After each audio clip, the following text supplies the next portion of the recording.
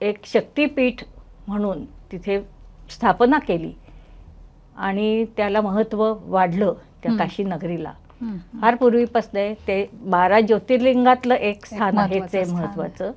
आणि तिथे पहिल्यांदा कालभैरवाची स्थापना केली. आसी घाटावर यायचं, तिथेही स्नान करायचं. मग तिथून पहिलं आपल्याला लागतं ते कर्दमेश्वर, म्हणजे कर्दम ऋषींनी स्थापन केलेलं लिंग आहे. आता ह्या गंमत अशी आहे, ही जेव्हा पंचक्रोशी आपण सुरू करतो तेव्हा ह्या प्रत्येक स्थानाला तिथल्या गावचा मुखिया म्हणजे पंच हा आहे. आणि त्या मुखियाला आपण जाऊन सांगायचं की आम्हाला हे ह्या कर्दमेश्वर महादेवाचं दर्शन घ्यायचंय, तर ते आम्हाला तू घडव. हे रामायण कालातलं पण ते स्थान आहे. पृथ्वीच्या उत्पत्तीपासून कसं वेगवेगळ्या युगातले ती स्थान आहेत. त्यानंतर आपली झाशीची राणीचं स्मारक आहे. टेंबेस्वामींनी तिथे एकमुखी दत्ताची स्थापना केलेली आहे. गुरुपौर्णिमा साजरी करतो. त्याला महत्त्व आहे ते नैमिषारण्यातल्या व्यासपीठामुळे. व्यासपीठ म्हणजे व्यासांची गादी. पहिलं काशी, नंतर गया, मग प्रयागला वेणीदान हा सुरेख कार्यक्रम असतो आणि त्रिवेणी संगम स्नान. मग तिथून अयोध्येला जाताना नंदीग्राम, ते झाल्यानंतर अयोध्येत जाणार. अयोध्येत मग लखनौमध्ये हॉल्ट घेऊन ब्रह्मावर्तला जाणार. आणि ब्रह्मावर्ताचं बघून झालं की नैमिषारण्यात देखील खूप जागा बघण्यासारख्या आहेत.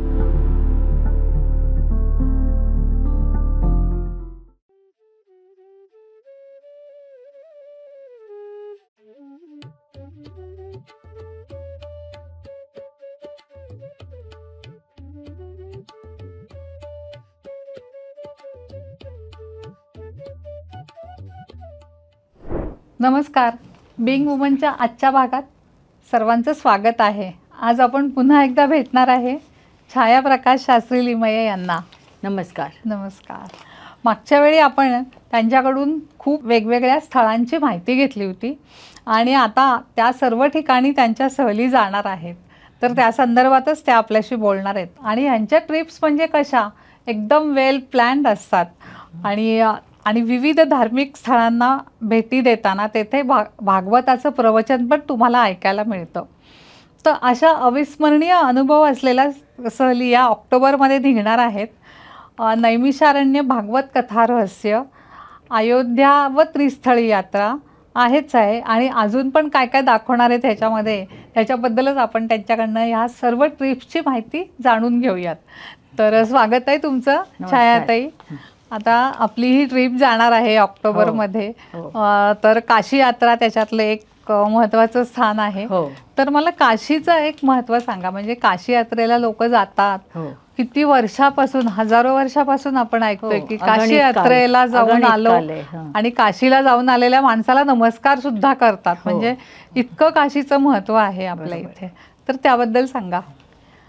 आता सांगायला काहीच हरकत नाही की हे जे आपलं पॉडकास्ट झालं त्यानंतर अनेक म्हणजे अगणित लोकांचा प्रतिसाद अतिशय उत्तम आला.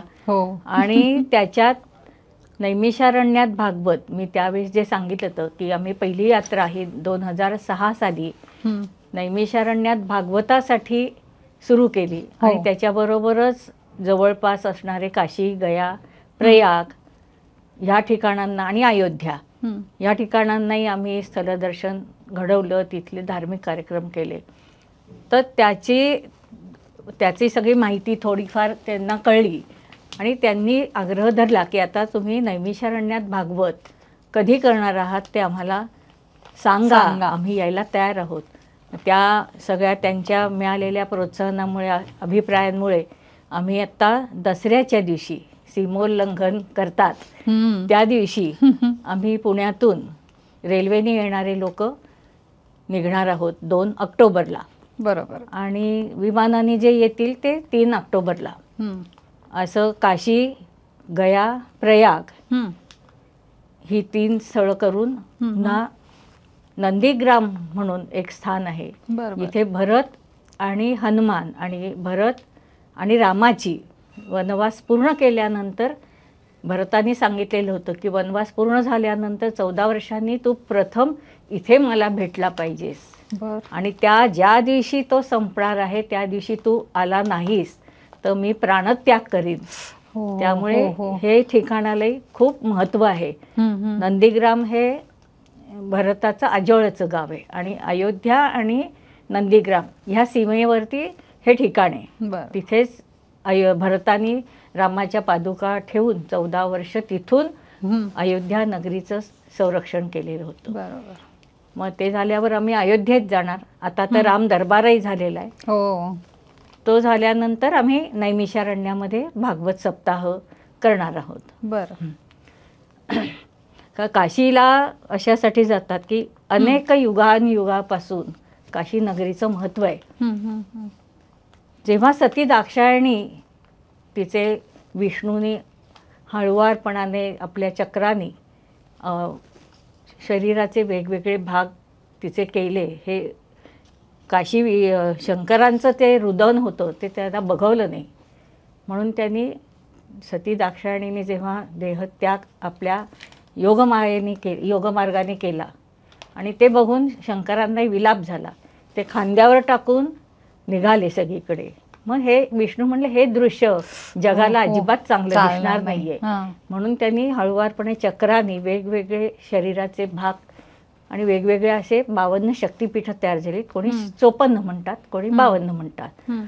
तर त्या जेव्हा शंकर असे भ्रमंती करत होते विमनस्क अवस्थेत, तेव्हा त्यांना काशीमध्ये आल्यानंतर तिथे एके ठिकाणी चमकणारं दिसलं. म्हणून ते जवळ जाऊन बघतात तर ते सतीचं कर्णकुंडल पडलेलं होतं. आणि तिथे मग त्यांनी त्या दधीची ऋषीही होते त्यांच्याबरोबर. मग त्यांनी त्या सतीच्या कुंडलाचं एक शक्तिपीठ म्हणून तिथे स्थापना केली आणि त्याला महत्त्व वाढलं त्या काशी नगरीला. फार पूर्वीपासून ते 12 ज्योतिर्लिंगातलं एक स्थान आहे ते महत्त्वाचं. आणि तिथे पहिल्यांदा कालभैरवाची स्थापना केली. आपल्या जटेतून शंकरांनी कालभैरवाला उत्पन्न केलं आणि ह्या शक्तिपीठाचं तू रक्षण करायचंस म्हणून 52 शक्तिपीठ जिथे जिथे आहेत तिथे कालभैरवाचं पण स्थान आहे. तर हे पहिलं स्थान कालभैरवाचं आहे. म्हणूनही त्याला आणि मोक्ष आता ह्या सगळ्या धार्मिक स्थळांना माणसाची गती म्हणजे त्याला जे मृत्यूनंतर ही चांगली गती मिळावी ह्यासाठीच आपण सगळेजण ह्या धार्मिक स्थानांना जात असतो. तसंच आहे एक शास्त्रात श्लोक आहे, काशी वासम गंगा स्नानम गया श्राद्धम तथैवच गोप्रदानम भागवत श्रवणम नरदेहाय सुदुर्लभम. आणि ह्या आमच्या 2 ऑक्टोबरपासून 15 ऑक्टोबरपर्यंत हे सगळं आम्ही ह्या एका सहलीमध्ये करणार आहोत. म्हणजे काशीला तर जाणारच आहोत. गंगेचं स्नान त्रिवेणी संगमात होतच असतं. गयेला श्राद्धाचंही महत्त्व आहे. गयासूर नावाचा असुर हा तपश्चर्या भरपूर त्यांनी केलेली होती.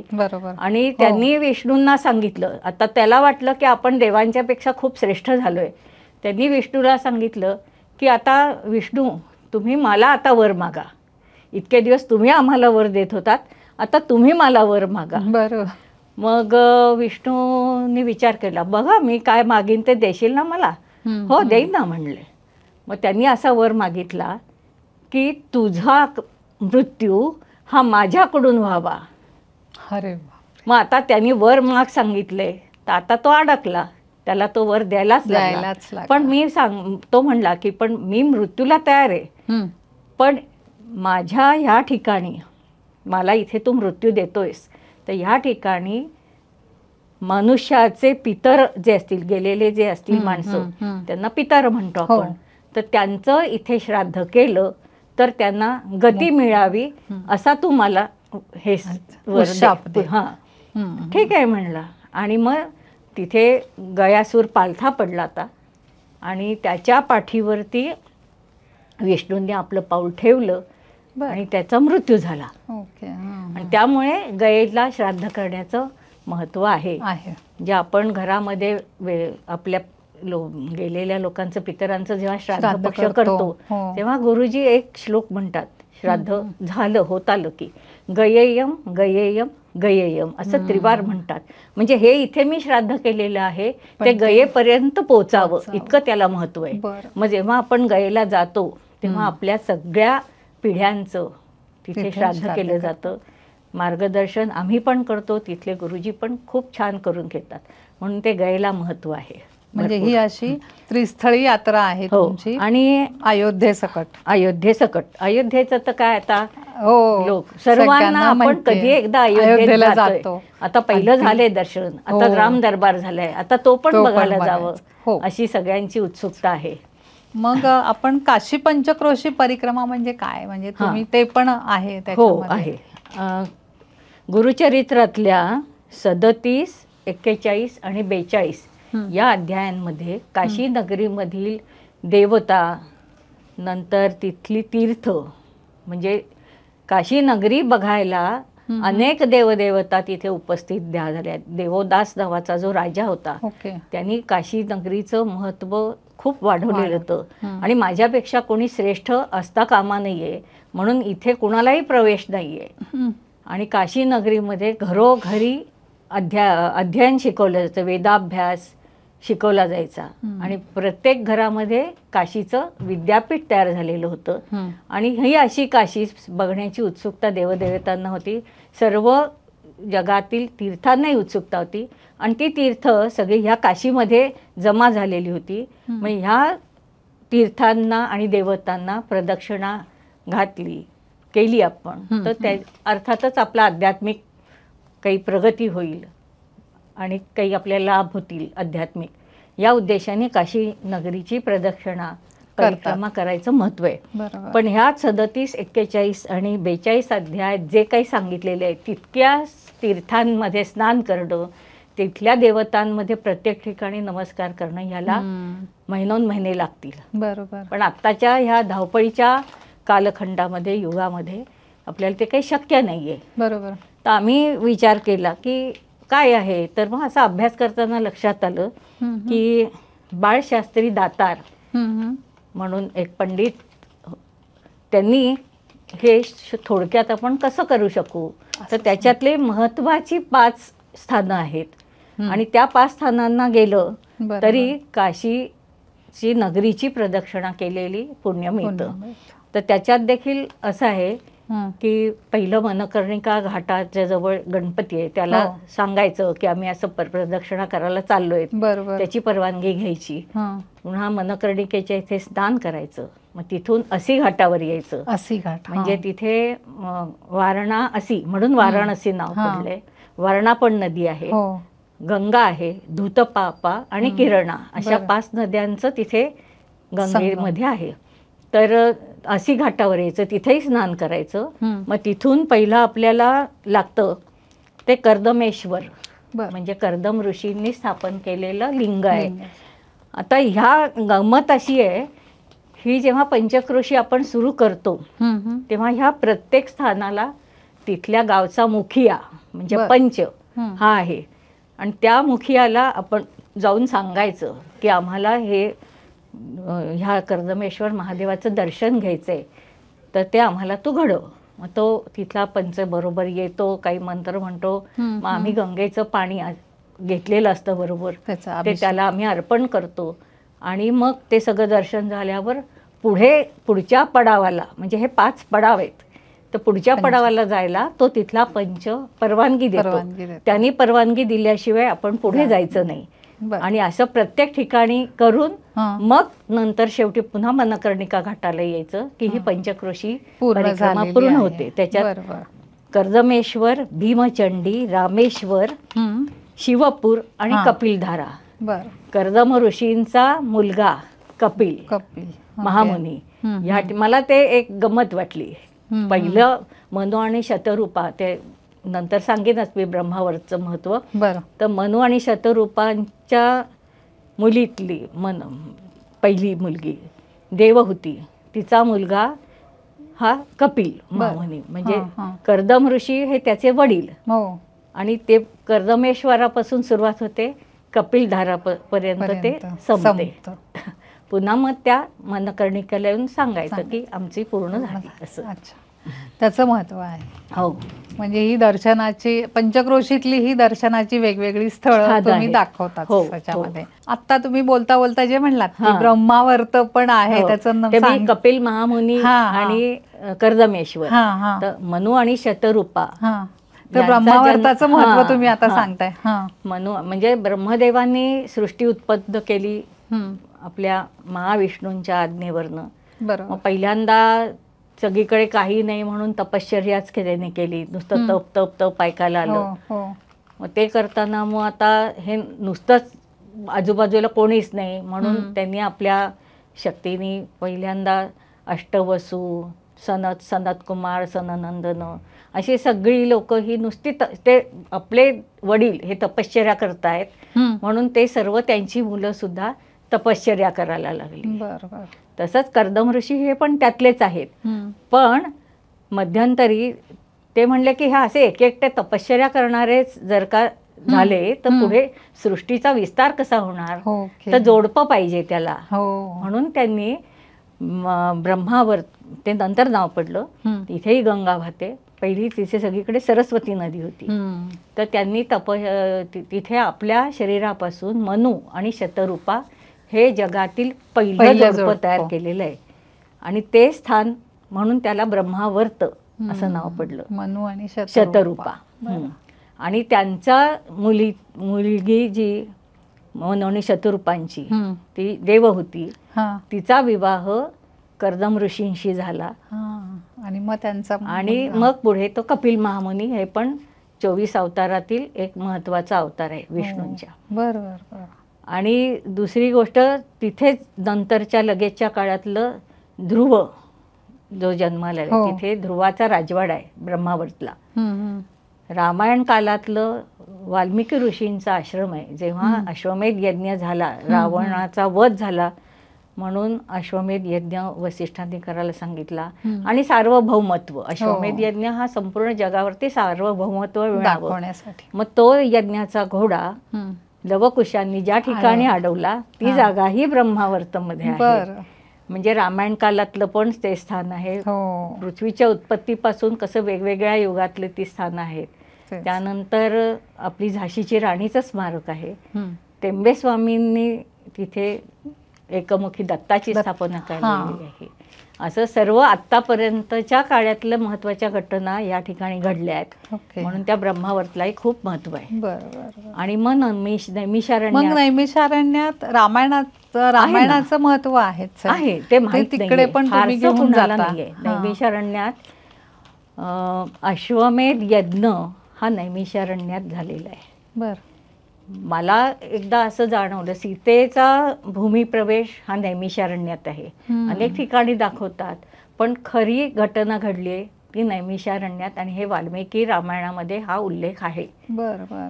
अश्वमेध यज्ञ म्हणजे पहिलं गीत रामायण हं. लवकुशांनी वाल्मिकींनी रचलेलं आहे, ते ते या ठिकाणी झाले. आणि वाल्मिकी रामायणात हा उल्लेख आहे, गोमती नदी किनारे नैमिषारण्यात अश्वमेध यज्ञाचं झालेलं आहे. तिथे म्हणजे त्याला छोटी अयोध्या, त्या स्थानाला छोटी अयोध्या म्हणतात. बरं बरं. अयोध्येपासून जवळ आहे का ते? जवळ आहे. अच्छा. हो. आणि मग तिथे भागवत ऐकलं तर त्याचं काय महत्व आहे? हां, ते एक आहे. फार ते इंटरेस्टिंग विषय आहे तो. हं. नैमिषारण्य जसं ब्रह्मावर्त महत्त्वाचं आहे तसंच नैमिषारण्य ते पृथ्वी उत्पत्ती, म्हणजे जसे अनेक ऋषीमुनी तपश्चर्याच करत आलेले आहेत, तर कुठली जागा उत्तम असं ब्रह्मदेवाला प्रश्न विचारला ऋषीमुनींनी. मग ते म्हणले की मी एक चक्र तयार करतो, चाक, ते जिथे थांबेल हं. तिथे तुम्ही तपश्चर्या करा.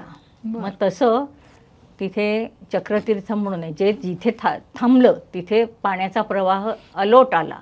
मग त्या ऋषीमुनींनी देवीची करुणा भाकली. हं. मग ती देवी आली, ते पाणी थांबलं, पण झरा अजूनही आहे. बरं बरं. झरा अजूनही आहे. आणि तिथे ललिता देवी उत्पन्न झाली आणि तिच्यामुळे तिथे ते पाणी थांबलं. थांब. आता आपण गुरुपौर्णिमा साजरी करतो. करतो. हो. त्याला महत्त्व आहे ते नैमिषारण्यातल्या व्यासपीठामुळे. व्यासपीठ म्हणजे व्यासांची गादी. व्यासांनी अनेक पुराणं लिहिली. त्यातली 16 पुराणं ही नैमिषारण्यात लिहिलेली आहेत, तिथे बसून लिहिली आहेत. आणि 2 पुराणं ही माणागावाला लिहिलेली आहेत. माणगावाला महाभारत आणि श्रीमद भागवत ही 2 पुराणं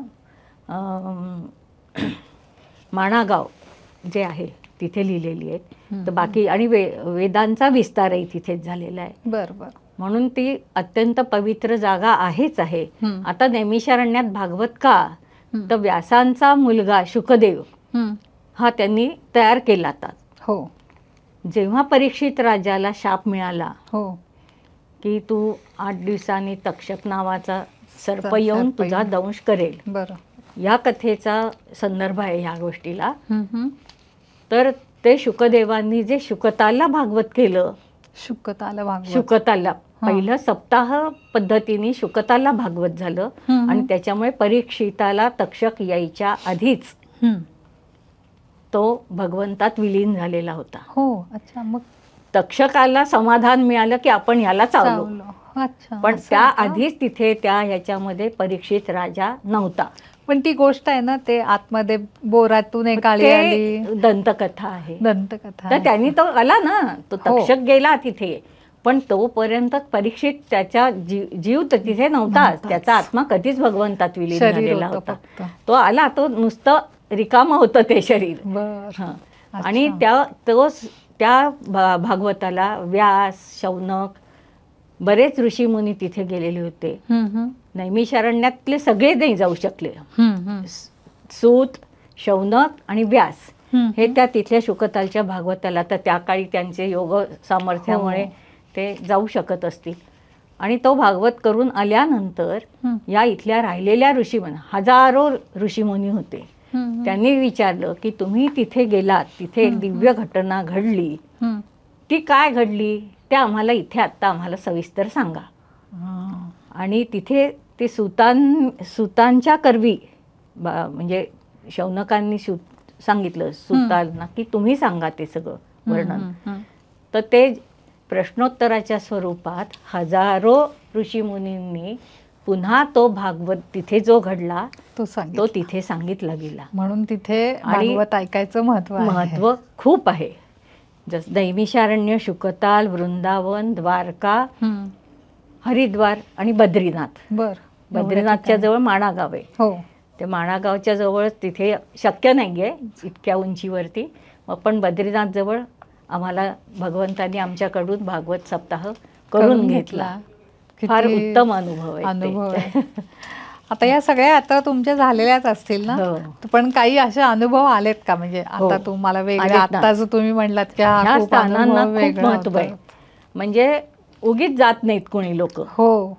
म्हणजे हौसे नवशे गवशे असं म्हणतात, पण ज्यांना ह्याच्यातलं महत्त्व कळतं, ह्या तीर्थस्थानांना किंवा असं जिथे काही विशेष घटना घडलेल्या आहेत तिथे जाण्यामुळे तुम्हाला अजूनही सातत्याने एक वेगळी शक्ती निर्माण झालेली आहे. व्हायब्रेशन्स म्हणतो आपण ज्याला, ज्याचं ओपन आहे त्याला त्या व्हायब्रेशन्स कळतात. ज्याला पण नसेल त्यालाही कळतं की नाही इथे काहीतरी वेगळं आहे. आणि हा अनुभव मला बऱ्याचदा आलेला आहे. बरोबर. आता काशी गया प्रयाग यात्रा करून आम्ही जेव्हा नैमिषारण्यात आलो, तर काशी गया प्रयाग म्हणजे यातायात आहे सगळं होते, म्हणजे धावपळ असते, कधी जाण्यानं सगळे सहकारी हे एका स्वभावाचे नसतात. प्रत्येकाचा स्वभाव वेगळा असतो, मागण्या वेगळ्या असतात. अगदी बरोबर. तर त्या ॲडजस्ट करत करत ते सगळं चाललेलं असतं. आणि आम्ही आधीच सांगितलेलं होतं की नैमिषारण्य हे अरण्य आहे. बाकीच्या ठिकाणी ज्या पद्धतीने निवासाची स्थानं आहेत तशी इथे नसतात. बरं. कसं? आम्ही सगळ्यांना 100 लोक होती आमच्याबरोबर. 130 लोक होती. आम्ही सगळ्यांना खोल्या दिल्या आणि आमचं चालू 100 लोक असल्यामुळे मी अजून तिथेच होते. पण जे आधी गेले आणि जे सारखे काहीतरी कुरकुर करत होते यात्रेमध्ये, काय छान आहे हो इथे, किती मस्त वाटते, काय वेगळे असं त्यांना तत्क्षणी 5 मिनिटात जाणवलं. आणि पहिल्या यात्रेला सुद्धा सतत काहीतरी एक स्त्री मला विचारायची. मी म्हटलं हं. की काय हो, काय नको का हो. यांना घ्यायला? हे म्हणले नाही, तसं नाही करायचं. हो. ती तिच्या काहीतरी ह्यांनी ती आलेली आहे, बरोबर. तर नाही म्हणायचं नाही कुणाला. हं. आणि आमची हे सुरू झाली, आमूलाग्र त्या बाईमध्ये बदल झाला. हो. हो, म्हणजे म्हणजे हा हे तुमचा- खूप अगदी म्हणजे छानच अनुभव आहे हा. हो. आणि हा सगळ्यांच्यात बदल होतोच. हे जाणवतं आम्हाला. म्हणजे ते चांगलं वाटणं जे काय आहे ना, हां, ते ते तिथे तिथे कळतं. कळतं. म्हणजे शांत वाटणं वेगळं, हां, चांगलं हो, वाटतं. हो, म्हणजे कुरकुर बंद होते सगळी. हो, कोणाचे फोन आले तर लोक सांगायचे, अरे का आम्हाला डिस्टर्ब हो करताय? हो हो, असं वाटतं असं लोकांना. सांगायचे फोनवरती. त्यावेळेस मोबाईल नव्हते. हो ना. हो. आणि असे उत्तम अनुभव येतात. आणि भागवत कथा तर काय रसाळच आहे अगदी रसाळ. सगळं. ते किती वेळेला ऐकलं हो. तरी नवीनच त्यातनं काहीतरी कळत काहीतरी असतं. होतं. ग्रंथच असा अलौकिक आहे तो. आता ही ट्रिप कशी जाणार आहे, म्हणजे ते थोडक्यात तुम्ही सांगा की हो, म्हणजे लोकांना जर बुकिंग करून यायचं असेल तर हो, ताबडतोब ते आता बुकिंग सध्या- करतील लगेच. सध्या काय येतात 2 महिन्याचं रेल्वेचं रिझर्वेशन असल्यामुळे हं. आपल्याला खूपच घाई गडबडीने तुमच्या मनात आलं आणि पक्क झालं हं. की ताबडतोब नाव नोंदवावं. त्याला रिझर्वेशन देखील आम्हाला व्यवस्थित पहिली यादी आमची जायला लागते. म्हणजे आम्ही पूर्वी 130 लोकांची ओपनिंग डेटच्या आधी म्हणजे 8 दिवस यादी गेलेली असायची. पण तुम्ही रिझर्वेशन करून देता ना रेल्वे? देतो ना, हां. पण म्हणजे ते आपल्याला रेल्वे ऑफिस हो, पर्यंत जायला आणि सगळं ती करायचं. आधी आपली प्रिपेअर्ड लागते. विमानाचं सुद्धा तसंच आहे. विमानाचे तुम्हाला तसंच. तुम्ही खूप लवकर आधी- तुम्ही लवकर म्हणजे आत्ता ह्या घटकेला जे विमानाचं तिकिटाचं दाखवतात हो. ते जितका उशीर कराल तेवढं वाढत आता जातं मागच्या ट्रिपला आम्ही मार्चमध्ये जे गेलो होतो 10 दिवसाची ट्रिप होती. सगळे म्हणले आम्हाला विमानाने यायचंय. बरोबर. मग आम्ही जेव्हा पहिले 15 जणांचं बुकिंग केलं तेव्हा जो रेट होता तो नंतर कालांतराने 8 दिवसांनी वाढला. परत जायच्या आधी पण 4-5 जण हो. अप्रोच झाले. मग असं वाढत जातो. तर तसं जास्त खर्च कुणाला होऊ नये यासाठी त्यांनी आपल्या मनात आलं की आत्ता सुद्धा आपण विमानाचं बुकिंग करू शकतो. रेल्वेचं लिमिटेशन आहे हो. की ते आता 2 महिने म्हणजे 60 दिवस 60 दिवस आहे ना आता? 60 दिवस आहे. पूर्वी 4 महिने हो, असायचं. 4 महिने होतं. पण आता 60च दिवस केले. त्यामुळे त्यामुळे विचार खूप घाई करू, गडबड बघू, गर्दी होते. नंतर सांगतो हो. असं कुणी करू नये. हो. आणि भरपूर संख्येने ह्याचा लाभ घ्यावा. ही सहली आम्ही हे लोकांच्यासाठी, लोकांच्या आनंदासाठी, आपल्याला जे माहिती आहे हो. ते लोकांपर्यंत पोचावं. बाहेरचा कोणीतरी येऊन तुम्हाला त्या त्या जागांचं महत्त्व सांगितलं सांगण्यापेक्षा. तर कळतं, असं होऊ नये म्हणून आमचा धडपड आहे, आग्रह आहे. आणि भरपूर जणांनी या प्रतिसाद देतीलच हो. अशी खात्री आहे. आणि तुम्ही काही थोडीशी आयटनरी सांगताय म्हणजे हो. सुरुवात आता तुम्ही पहिली- कुठे पोहोचणार? पहिलं काशीला जाणार. बरं. काशीला आमचा 2-3 दिवस. मग गंगा आरतीचा सुद्धा अविस्मरणीय अनुभव. म्हणजे आता गेलो तो हो. असं ते संपूच नाही असं वाटत खरंच होतं. आहे अगदी. की म्हणजे पूर्ण जे श्रांत म्हणतो ना तो तसं अनुभव होतं. तिथे येतो. तसंच भागवताचंही तसंच आहे. पहिलं काशी, नंतर गया, मग प्रयागला वेणीदान हा सुरेख कार्यक्रम असतो. आणि त्रिवेणी संगम स्नान. हो. मग तिथून अयोध्येला जाताना नंदीग्राम. ते झाल्यानंतर अयोध्येत जाणार. अयोध्येत मग लखनौमध्ये हॉल्ट घेऊन ब्रह्मावर्तला जाणार.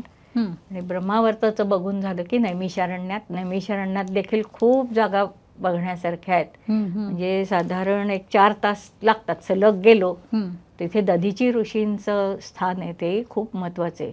देहदान आपण आत्ता ऐकतो, पण दधीची ऋषींनी जिवंतपणे देहदान केलेलं आहे. इंद्राला वज्र पाहिजे होतं. म्हणजे ते जो कोणी नारायण कवचाचा पाठ सतत करत असेल त्या हाडांपासून वृत्रासुराचा वध होणार होता. आणि त्यासाठी नारायण कवच सतत पाठ करणारे दधीची ऋषी होते. त्यांना विनंती केली. ते म्हणजे काहीच हरकत नाही आहे. ते तिथे बसले. त्यांनी शरीराला तूप बीप असं लावलं. त्यासाठी सर्व तीर्थ तिथे आली म्हणून त्या ठिकाणी मिश्रित तीर्थ असं म्हणतात. सगळी एकत्र आली आणि त्यांना स्नान घातलं आणि मग त्यांचं देह त्यांनी ठेवला. मग तो वज्र आणि काही अस्त्र तयार झाली त्यांच्या हाडांपासून. बरोबर. आणि त्या यांना ते राक्षसांना असुरांना मारलं गेलं. म्हणजे हे सगळं तुम्हाला नैमिषारण्यात तुम्ही दाखवता. हो, व्यास गद्दी आहे, सूत गद्दी आहे, ललिता देवीचं दर्शन आहे, छोटी अयोध्या आहे. मी मगाशी सांगितलं ते खूपच जागा आहेत. खूप छान आहे ही टूर. आणि ऑक्टोबर मध्ये किती दिवसांची? 15 दिवसांची जवळजवळ आहे. म्हणजे 15 दिवस, जवळजवळ 15 दिवसांची ही टूर आहे. तर आता आम्ही याच्यात भागवत, आता हल्ली लोकांना वेळ जास्त देता येत नाही. हो. आणि एक महत्वाचं स्थान की लोकांना असं वाटतं की भागवत सप्ताह ऐकायचा आहे, तो खाली बसून ऐकायला पाहिजे. हे आम्हाला पहिल्या भागवतापासून अनुभव आहे. तर म्हटलं तुम्हाला भागवत ऐकायची इच्छा जी झालेली आहे तीच इतकी छान आहे. तर भगवंत असं म्हणतच नाहीये, त्यांनी म्हटलेलं आहे स्पष्ट की आपल्या देहाला क्लेश करून कुठलंही काहीही करायचं नाहीये. त्यामुळे तुम्ही असं मनात आणू नका, त्याचं स्थान मोठं आहे आणि त्याच्याबरोबर आपण खुर्चीवर बसून कसं ऐकायचं. तर आम्ही सगळ्यांना खुर्च्या देतो, बरं, टेबल देतो. सवय गेली लोकांची खाली सवय गेली. जर तुम्ही एखादं चांगलं महत्वाचं ऐकताय आणि त्यावेळी जर का गुडघे दुखत असतील तर ते ऐकण्यापेक्षा त्या गुडघे दुखीकडे लक्ष जाईल. आणि जे ऐकण्याचं जे महत्व आहे, म्हणजे असं म्हणतात की सर्व अवयवाचे कान करा आणि ऐका. म्हणजे त्याच्यातलं महत्व काय आहे, कथा काय आहे, तत्क्षणी ध्यानात जाणारी लोक आहेत. असे भागवतात प्रसंग अनेक आहेत. केव्हा तुमच्या डोळ्यातून अश्रू व्हायला लागतील हे तुम्हालाच कळत नाही. मग हे किती दिवस आता नैमिषारण्य? 4 दिवस आम्ही पूर्ण भागवत म्हणजे मग सकाळ आणि संध्याकाळ 8 प्रवचनं, 7 दिवसाचा सप्ताह असतो, ती 7 प्रवचनं. आणि ते का वाचायचे, त्याचं महत्व काय आहे, आधी काय काय झालेलं आहे, हे सगळं महात्म्य सांगण्यासाठीचं एक प्रवचन. अशी 8 प्रवचनं आम्ही तिथे करणार. मधल्या वेळात काही उपासना आम्ही करत असतो. आधीच सगळं बघून घेणार, म्हणजे परत चुळबुळ नको, हे राहिलं ते राहिलं बघायचं असं काही नको. मार्केटिंगचा तिथे काही संबंध नाहीये, अरण्य असल्यामुळे. अगदी बरोबर. त्यामुळे ते छानपणे तिथे घडेल. म्हणजे हा सगळा अमृतानुभव जर तुम्हाला घ्यायचा असेल तर नक्की छायाप्रकाश शास्त्री मैया आहेत, त्यांचा नंबर मी डिस्क्रिप्शन बॉक्समध्ये देते आहे. आणि आपण सहलीची सुद्धा माहिती थोडक्यात देऊयात की कधी निघणार, केव्हा निघणार, आणि त्याप्रमाणे सर्वांनी त्यांच्याकडे संपर्क साधा. आणि आज तुम्ही बिग वुमनच्या प्लॅटफॉर्मवर परत आलात आणि परत आमच्या प्रेक्षकांना एवढी छान माहिती दिली. आणि त्यांचे सगळ्यांचे फोन मला सुद्धा येत होते की आम्हाला नंबर द्या. तर आता पुन्हा एकदा तुम्हाला या ट्रिपची सगळी माहिती मिळालेली आहे. तर सगळ्यांनी आवर्जून, मी मगाशी म्हटलं तसं, हा छान अनुभव घेण्यासाठी, अमृतानुभव आहे हा, नाही मिळणार कुठल्याही दुसऱ्या याच्याकडून. तर नक्की जॉईन व्हा या ट्रिपला. सगळ्यांनी लाभ घ्यावा, याचा लाभ घ्या. अगदी बरोबर. धन्यवाद. एकदम फरकच पडतो सगळ्यांचा त्याच्यात. बरोबर. पूर्ण समाधान असं आतापर्यंत तरी सगळ्यांनी सांगितलंय आम्हाला, आणि त्याचा आम्हाला पण आनंद होतो. पुन्हा प्रतिक्रिया ऐकल्या की छानच. छानच. जय जय रघुवीर समर्थ.